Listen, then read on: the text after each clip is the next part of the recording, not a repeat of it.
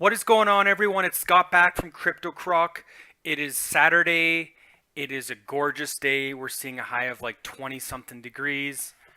I hope everyone's staying positive despite the markets.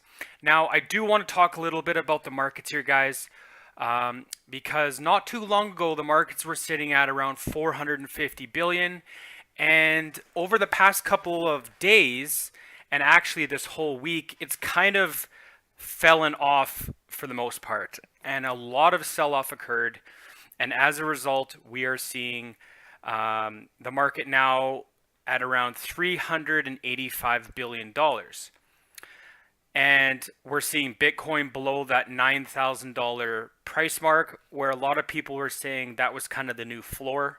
So the fact that it's fallen well below that, it just goes to show you that the traditional stock market analysis doesn't necessarily work in Bitcoin. So we're seeing people go into Stellar up 8% on the day, Bitcoin Cash up 6%, and the rest is kind of flat across the board. Now, what is the reason for this sell-off? Well, people are talking about Korea and how the biggest exchange, Upbit, is being raided over suspected fraud. So as you guys know, Korea is a massive, massive hub for Bitcoin and for crypto in general. And when the biggest exchange gets raided, it's going to cause panic in the market. You guys all know about Mt. Gox years and years ago. Basically when they got taken down, Bitcoin essentially tanked. And so basically Upbit is getting raided. It's basically happening over the next little bit here. And really the market's trying to evolve, and the initial people are going to be selling off. The long-term holders are ultimately still going to be here. And like I said before, this might be an opportunity to buy. However, very volatile and very risky. And the other one I want to talk to you about is, despite the market pullback, what two coins have actually really rallied despite all this negative publicity that's happened in the market. And those two coins are Bytecoin and Zilliqa. And these two coins have actually gone up like over 30% in the past week, despite the market actually going down. So these might be coins that you can add to your portfolio to kind of balance things out. So if you're very heavily weighted in the top 10 coins, and if Bitcoin goes down, a lot of those coins are going to follow suit because they're somewhat, proportional, and they're somewhat rated and based on Bitcoin. So a lot of pairs trade to Bitcoin, Ethereum, stuff like that. So going into and hedging your bet against some of these other coins might actually help your portfolio overall.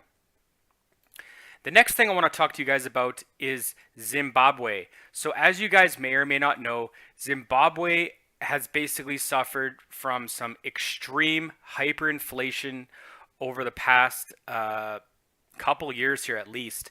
Their government basically was just printing money out of thin air. It was devaluating the dollar to the point where there was something like $100 trillion bills, and that could get you like, a loaf of bread or something like that. So now Zimbabwe is to the point where they don't even use their own currency. They use like US dollars or euro or stuff like that, because it's just not even worth it anymore. People are using Zimbabwe dollars to basically have a campfire, because their money was worthless. And the big news here is that Zimbabwe's central bank is banning financial institutions from all crypto dealings.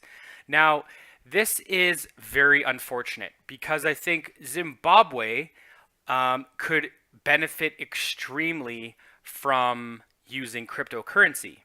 It's a way that anyone can basically buy and sell. And you've got people in Zimbabwe that don't even have bank accounts, right? They do have a mobile phone, however. So a lot of these cryptocurrencies could actually make way into their mobile phones such that, they could go to a vendor, pull out their phone, and trade them some cryptocurrency in order to buy real life products. So Zimbabwe is actually, could potentially make that a real and bring it into fruition and stuff like that. But the fact that the central bank's banning it is really, a detriment to their economy. It's really going to hurt them, and I don't know how they're going to, get out of this. And we're also seeing, Venezuela. There's lots of talk about Venezuela and how, is their economy going to be taking over and using crypto? Is their bank going to be supportive of it? And really, banks are fearful of it, but at the same time, they're quietly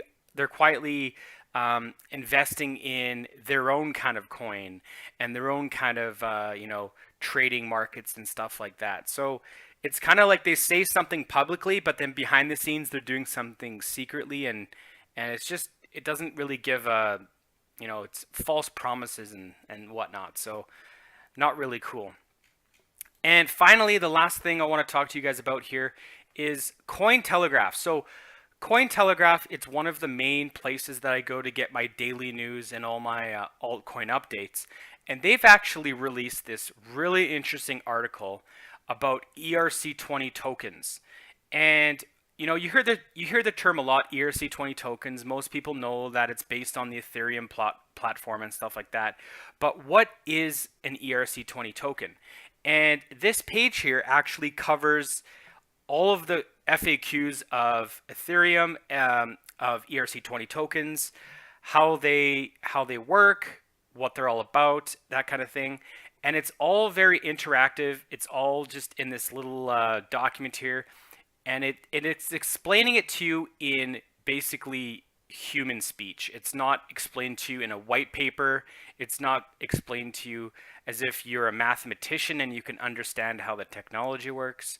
It's just laid out very nice, very neat. It's giving a lot of graphics so you can kind of explain how it all works, how things are transferred.